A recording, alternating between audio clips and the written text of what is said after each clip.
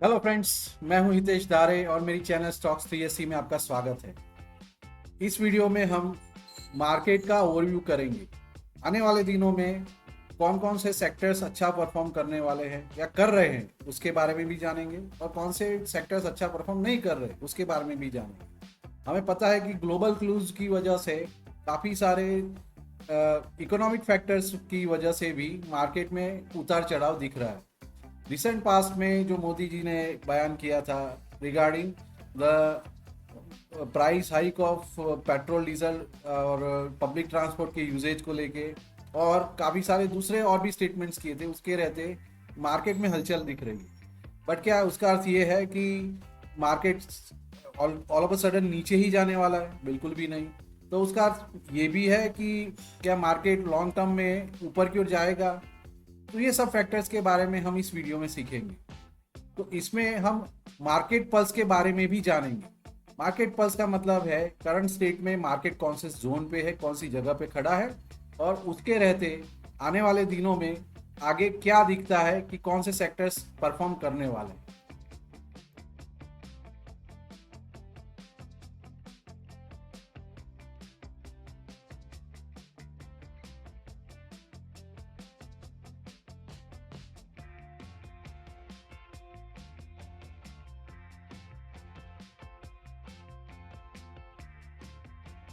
चलो आइए करते हैं सेक्टरल ओवरव्यू, जिसमें मार्केट पल्स के बारे में हमें काफ़ी सारी जानकारी मिलेगी। हमारे सामने ये निफ्टी सेक्टरल परफॉर्मेंस रिव्यू का डिटेलिंग है। ये एज ऑन डेट 16 मई का डेटा है, जिसको हमने यहाँ पे डिटेल्स में प्रेजेंट किया है। ओवरऑल मार्केट में जो अवेलेबल सेक्टर्स है उनमें से कौन से सेक्टर्स अच्छा परफॉर्म कर रहे हैं, ये उसका डिडेकेशन डिटेल चार्ट है। यहाँ पे हमें दिख रहा है कि लॉन्ग टर्म पर्सपेक्टिव में इंडिया डिफेंस और कहीं ना कहीं मेटल और फार्मा सेक्टर और हेल्थ केयर सेक्टर, ये तीनों सेक्टर्स के ऊपर अच्छा खासा पॉजिटिव टर्न अराउंड है, और short term even mid term के रहते भी यहाँ पे अच्छे खासे पॉजिटिव गेन्स हमें दिखने को मिल रहे हैं। रिसेंटली लास्ट डे पे आप देखेंगे निफ्टी आईटी जो है 1.3% के साथ क्लोज हुआ था प्लस में। निफ्टी मीडिया 1.98% के साथ क्लोज हुआ था, जबकि फार्मा और हेल्थ केयर माइनर इंक्रीमेंट के साथ क्लोज हुए थे। और अगर हम वीकली पे बात कर रहे हैं तो मेटल, फार्मा और हेल्थ केयर तीनों ही अराउंड 2-2% या 3% के आसपास क्लोजिंग दिख रहा है। That shows that this sectors are performing better than the remaining other sectors. India defence जो सेक्टर है वो कहीं ना कहीं एक हफ्ते में माइनस रिटर्न छोड़ रहा है, बिकॉज ऑलरेडी वो अच्छा खासा रैली कर चुका है। तो इस केस में चार सेक्टर्स उभरते हुए दिख रहे हैं। एक तो इंडिया डिफेंस है, दूसरा मेटल, तीसरा फार्मा, चौथा हेल्थ केयर। ये सेक्टर्स के ऊपर हमें पॉजिटिव टर्न अराउंड देखने को मिल रहा है। नेगेटिव सेक्टर्स कौन से दिख रहे हैं? ऑब्वियसली निफ्टी आईटी, जब हम चार्ट पे देखेंगे हमें समझ में आएगा कि क्यों वो निफ्टी आईटी नेगेटिव पे है। और निफ्टी इंडिया टूरिज्म, ये जो सेक्टर है वो भी नेगेटिव बायस में। ये सब हम चार्ट के ऊपर देखेंगे। मेटल जो है 1 ईयर की रैली में 44% का गेन दे चुका है, वो कंसिस्टेंट है और 12 महीने से अच्छा खासा रिटर्न छोड़ रहा है। उभरता हुआ सेक्टर जो है फार्मा, निफ्टी फार्मा सेक्टर कहीं ना कहीं मंथली लेवल पे अराउंड 10% का रिटर्न देके आगे की ओर कुछ कर रहा है, आगे की ओर बढ़ रहा है। एक साल का उसका रिटर्न है अराउंड 13.78%। ये दर्शाता है कि उभरते सेक्टर में निफ्टी फार्मा क्यों आगे बढ़ रहा है। जो गिरने वाले सेक्टर्स है उसमें से इंडिया टूरिज्म, जो ईयर ऑन ईयर बेसिस पे 20.34% से रिड्यूस ट्रेंड में चल रहा है। और निफ्टी आईटी, इसने लास्ट डे पे कुछ 1.3% का गेन छोड़ा है, पर ओवरऑल 1 ईयर पे तो कहीं ना कहीं 27 से 27.62% का नेगेटिव रिटर्न छोड़ा। तो ये दोनों ही वीक सेक्टर्स है। दोस्तों, ये जो 16 सेक्टर्स की हम इंडाइसिस की बात कर रहे हैं, उसमें कहीं ना कहीं कुछ सेक्टर्स ऐसे हैं जो कि रोटेशन के बेसिस पे अभी उभरते हुए आ रहे हैं, जैसे कि फार्मा और हेल्थ केयर सेक्टर्स में अभी काफ़ी सारा मोमेंटम दिख रहा है।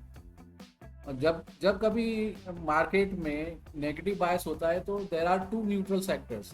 वन इज फार्मा और दूसरा आईटी, जो कि मार्केट को आउट परफॉर्म कर सकता है। क्यों? क्योंकि उसके डिपेंडेंसी करंट स्टेट में इंडियन मार्केट के ऊपर से ज़्यादा फॉरेन मार्केट पे रहता है, क्योंकि आईटी और फार्मा के सेक्टर्स के काफ़ी सारे जो अलायंसेज है वो इंटरनेशनल लेवल पे काफ़ी सारे डिक्लेयर हो चुके हैं। क्योंकि आईटी सेक्टर में काफ़ी सारे नेगेटिव बायसेस चल रहे हैं because of AI and other things around, तो वो आईटी अभी तो डाउन सेगमेंट में जा रहा है। उसके साथ टूरिज्म, रियलिटी और बैंकिंग सेक्टर्स भी अभी डाउन कंडीशंस में दिख रहे हैं। जबकि ऑल टाइम हाई सेक्टर्स में कौन से? मेटल और डिफेंस, जो कि अच्छा खासा परफॉर्मेंस दे रहे हैं। उसके साथ जुड़ रहे हैं अभी फार्मा और हेल्थ केयर। तो इन सभी सेक्टर्स के हम चार्ट के ऊपर आगे एनालिसिस करेंगे। आइए चले देखते हैं Nifty, bank Nifty, mid cap, small cap जो मेजर इंडाइसिस है वो कैसे परफॉर्म कर रहे हैं और आने वाले दिनों में क्या दिखता है। और उसके अलावा भी जो आउट परफॉर्मिंग सेक्टर्स है या उभरते हुए सेक्टर्स है उसके भी चार्ट्स देखेंगे, और जो लो परफॉर्मिंग सेक्टर्स है उसके भी चार्ट हम देख रहे हैं। तो आपके सामने है निफ्टी 50 का वीकली चार्ट। निफ्टी 50 वीकली में हमें कहीं ना कहीं नेगेटिव बायस दिख रहा है। कैसे नेगेटिव बायस दिख रहा है? क्योंकि वो करंट स्टेट में वीकली चार्ट पे कहीं ना कहीं एक बाउंस देके नीचे की ओर डायरेक्शन में मूवमेंट दे। वीकली चार्ट पे एकदम क्लियर कट यहाँ पे इंडिकेशन दिख रहा है कि जो 3 वीक से एक बेस लेवल बना के रखा था अराउंड 23,842 के आसपास, उसको ब्रेक डाउन करते हुए लास्ट वीक में यहाँ पे क्लोजर कहीं ना कहीं 23,600 के आसपास मिला है।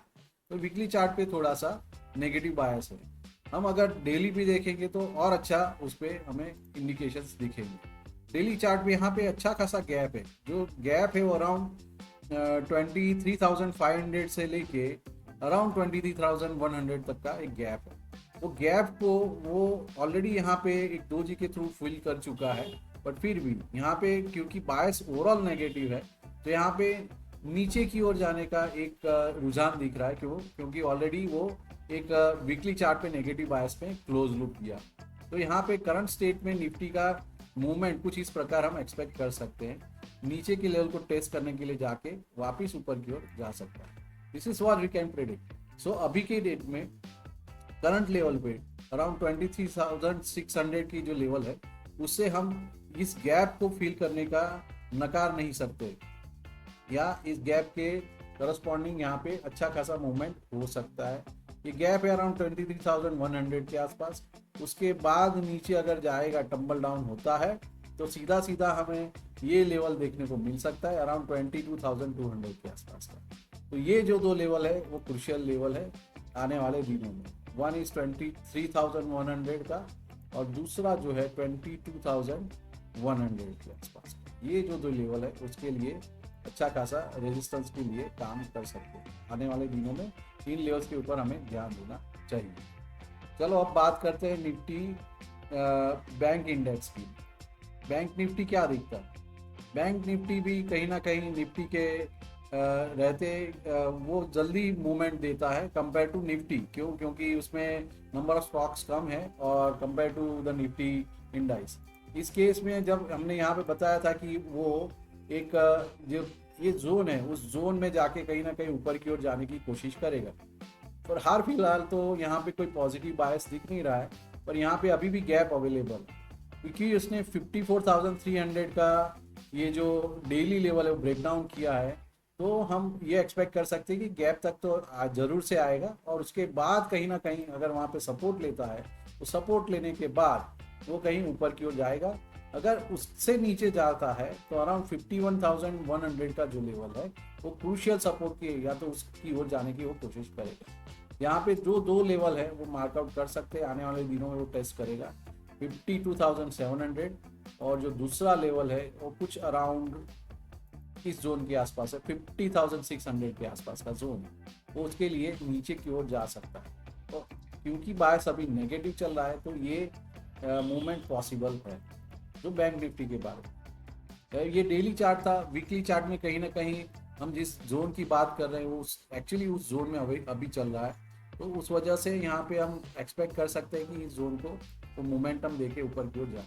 या फिर ये भी हो सकता है कि क्योंकि वो गैप के आसपास है तो गैप फील करके यहाँ से ऊपर की ओर जाने की कोशिश करें।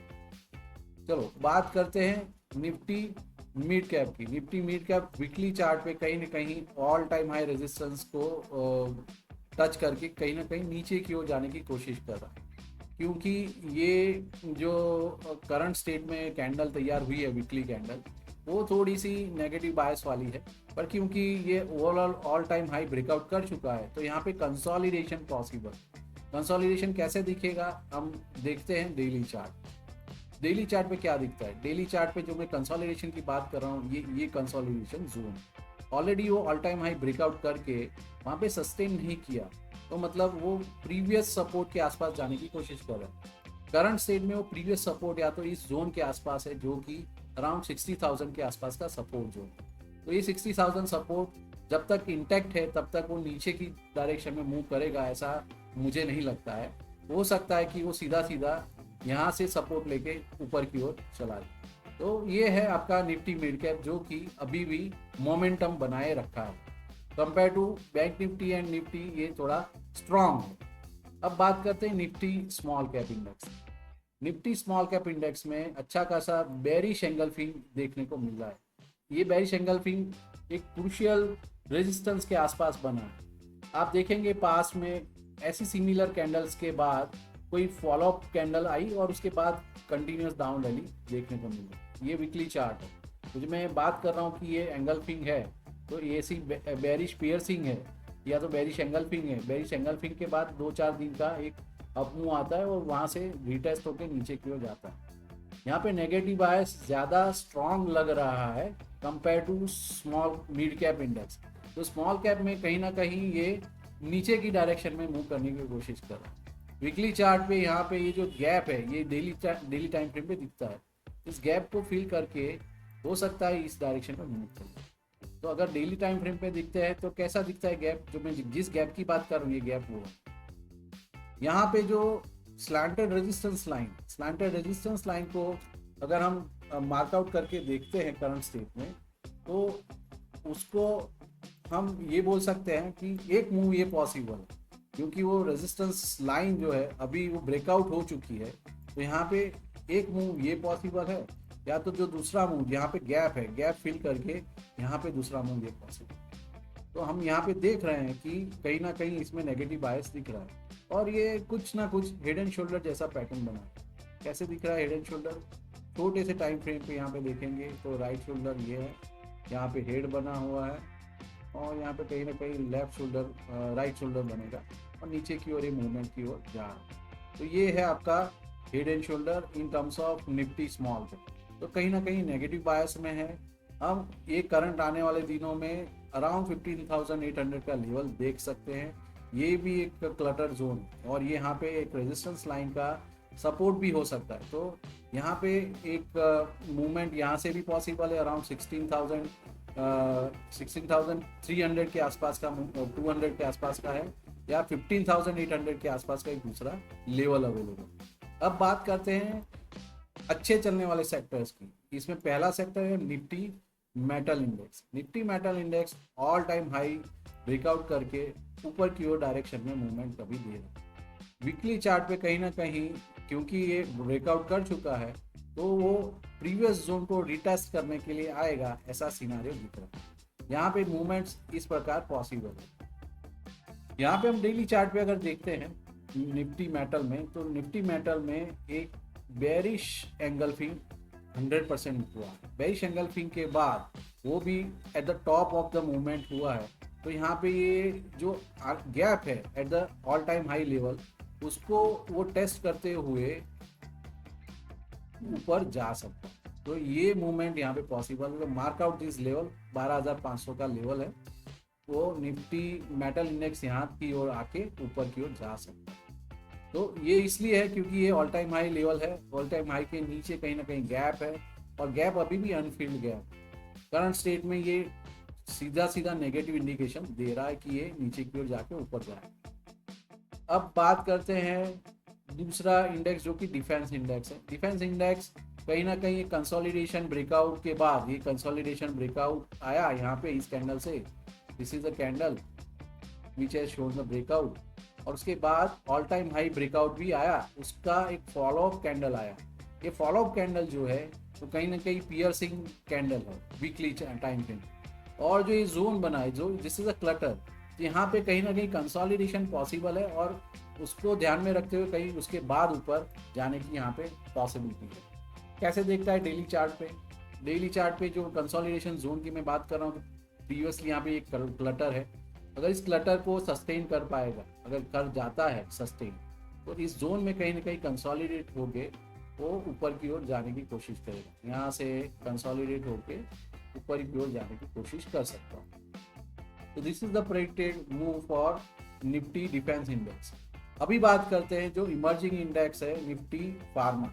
फार्मा इंडेक्स और डिफेंस इंडेक्स का चार्ट मोर और लेस सिमिलर दिखता है। निफ्टी इंडेक्स फार्मा में क्या दिखता है? वीकली टाइम फ्रेम पे जैसे हमने देखा निफ्टी डिफेंस इंडेक्स में एक कंसोलिडेशन का ब्रेकआउट आया था। तो कंसोलिडेशन का जोन क्या था? इस केस में ये एक जोन है, इस जोन को और इस कैंडल ने ब्रेकआउट दिया। This is the candle which is a breakout candle, और वो ब्रेकआउट कैसा आया है? ऑल टाइम हाई के ऊपर ब्रेकआउट आया। ऑल टाइम हाई के ब्रेकआउट के बाद यहाँ पे एक रीटेस्ट कैंडल जनरेट हुई है जो डेली चार्ट पे दिखती है, और फिर वो ऊपर डायरेक्शन में मूवमेंट कर रहा है। तो out of all other sectors ये एक ऐसा सेक्टर है जो हाल फिलहाल अच्छा खासा मूवमेंट दे रहा है। डेली चार्ट पे क्या दिखता है? डेली चार्ट पे जो ऑल टाइम हाई ब्रेकआउट की मैं बात कर रहा हूँ, दिस इज द कैंडल जिसने ऑल टाइम हाई ब्रेकआउट दिया हुआ है। This is the candle I am talking, जो ऑल टाइम हाई ब्रेकआउट दे चुकी है, उसके बाद रीटेस्ट भी हो चुका है, और फिर अच्छी खासी बुलिश कैंडल फॉर्म हुई। तो ये कहीं ना कहीं नीचे की ओर डायरेक्शन में मूव करने की कोई यहाँ पे जल्दी नहीं दिखा रहा है। ये कहीं ना कहीं ऊपर की ओर ही अभी जाएगा। कितना ऊपर जाएगा ये तो वक्त ही बताएगा। पर निफ्टी फार्मा सेक्टर के स्टॉक्स के ऊपर हमें वॉच रखनी। Out of all the indices this is the index जो कि अच्छा खासा मोमेंटम देगा। अब बात करते हैं non performing Nifty health care sector. Nifty health care sector में भी सिमिलर फैशन में एक all time high resistance breakout हुआ है। कौन सा लाइन है वो ऑल टाइम हाई का? This one was a line. इस लाइन को अच्छी खासा ब्रेकआउट कैंडल से ब्रेक मिला है, और ये कंसोलिडेशन के बाद अच्छा खासा ब्रेकआउट। कंसोलिडेशन का मतलब क्या है? कोई भी स्टॉक या तो इंडेक्स अगर अपने ऑल टाइम हाई के आसपास कंसोलिडेट करता है और उसके बाद ब्रेकआउट देता है, तो उसकी रैली ऊपर तक जा सकती है।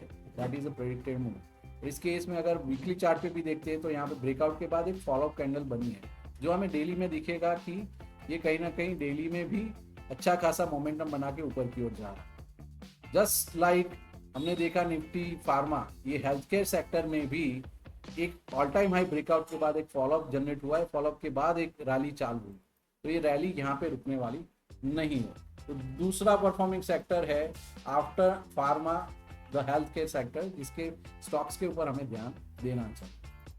अब बात करते हैं नॉन परफॉर्मिंग सेक्टर्स की, जिसमें निफ्टी रियल्टी। निफ्टी रियल्टी में एक रेजिस्टेंस लाइन को उसने ब्रेकआउट नहीं दिया।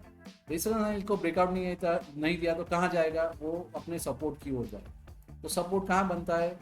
हाल फिलहाल ये जो जोन है वो एक्चुअली सपोर्ट जोन है। फिर भी क्योंकि सपोर्ट जोन को नीचे की ओर मूवमेंट दे रहा है, अभी नेगेटिव बायस है, तो यहाँ पे एक अच्छी खासी गैप है। तो ये मूवमेंट हम नकार नहीं कर सकते निफ्टी रियल्टी में। Nifty realty is a negative bias sector, जहाँ पे अभी भी नेगेटिव मोमेंटम दिख रहा है, यहाँ पे कहीं अभी पॉजिटिव मोमेंटम नहीं है। वीकली चार्ट पे यहाँ पे जो सब जोन दिख रहा है, उस जोन के आसपास कुछ टर्न अराउंड होता है, तब उसको हम अपने रडार में डाल सकते हैं। अब बात करते हैं निफ्टी आईटी इंडेक्स, जो कि ऑल टाइम लो के आसपास, not all time low but it is showing the breakdown at the level of daily and weekly chart. यहाँ पे हेड एंड शोल्डर का ब्रेकडाउन आया है, ब्रेकडाउन के बाद फॉलोअप दिख रहा है। फॉलोअप कैंडल में अच्छी खासी रेड कैंडल बनी है, इसके बाद भी फॉलोअप करते हुए नीचे की ओर जा रही है। मैंने लास्ट वीक में भी बोला था, अगर ये सस्टेन रहता है तो इस लेवल तक जा सकता है। क्यों? क्योंकि ये ऑलरेडी वीकली चार्ट पे हेड एंड शोल्डर ब्रेकआउट दे चुका है, इनफैक्ट ब्रेक डाउन दे चुका है।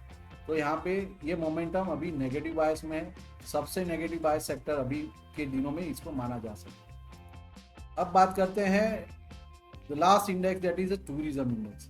टूरिज्म इंडेक्स में भी रिसेंट पास्ट में एक रेजिस्टेंस का ब्रेकआउट आया था, बट वो ब्रेकआउट एक प्रीवियस रेजिस्टेंस लाइन के आसपास था। उस रेजिस्टेंस लाइन को इसने ऊपर की ओर अगर ब्रेकआउट नहीं दिया, इसलिए वो सस्टेनेबल मोड में नीचे चला है। नीचे कहाँ तक गया आप देखिए, यहाँ पे एग्जैक्टली जो गैप था वो गैप के आसपास उसने फुलफिल किया। तो यहाँ पे कहीं ना कहीं ये इस गैप को फिल करके अभी हो सकता है कि ऊपर की ओर जाने की कोशिश तभी सक्सेस मानी जाएगी जब ये रेजिस्टेंस लाइन, रेड लाइन 7614 के आसपास, उसको अगर ये ब्रेकआउट देता है तभी यहाँ पे सस्टेनेबल अप मूव पॉसिबल। तो निफ्टी इंडिया टूरिज्म भी आज की डेट में नेगेटिव बायस में है। आप देखिए compare to the green candles, red बड़े बड़े कैंडल्स बने, तो ये इंडिकेटिव है कि यहाँ पे बिकावली चल रही है।